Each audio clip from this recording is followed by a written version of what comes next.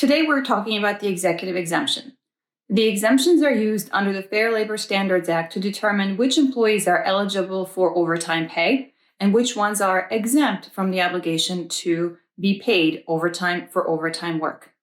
To qualify for the executive exemption, the employee must meet 3 tests. First, the employee must be paid on a salary basis. This generally means that the employee receives their predetermined salary without any reduction or fluctuation in pay that might be caused by quality or quantity of their work. So that is the first element. The employee is paid on a salary basis. The second element to qualify for the executive exemption is that the employee must be paid a minimum salary amount, and that minimum amount is set by federal or state law, whichever is higher.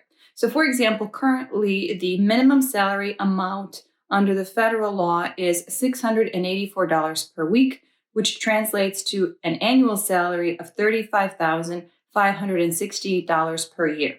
In order to qualify for the executive exemption, the employee must be paid at least this amount per week.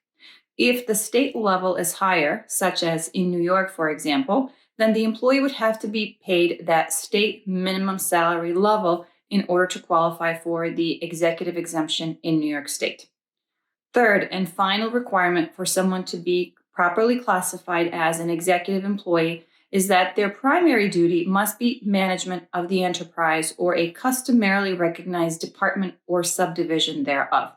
What does this really mean? This means that the employee must customarily and regularly direct the work of 2 or more full-time employees or their equivalents, and the employee must have the authority to hire or fire other employees or to make suggestions or recommendations that are given particular weight as to the hiring, firing, advancement, promotion, or other change in status of employees. To recap then, there are 3 elements that are required before an employee can be properly classified as exempt from overtime under the executive exemption.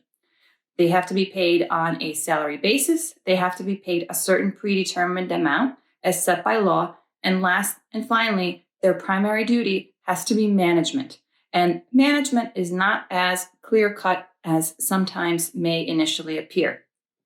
Some of the most common problems that have been litigated when it comes to the executive exemption is the issue of working supervisors. These are employees whose primary duty may or may not be management because they are so intimately involved with running the business and working side by side with employees on the production or the administration of the business rather than actually managing that business. There are often also issues about managers who are shared. If 2 or more employees are taking credit for directing the same group of employees, then it may be the case that the executive is not really customarily and regularly directing the work of 2 or more full-time employees or their equivalents because that manager is directing the same people as another manager.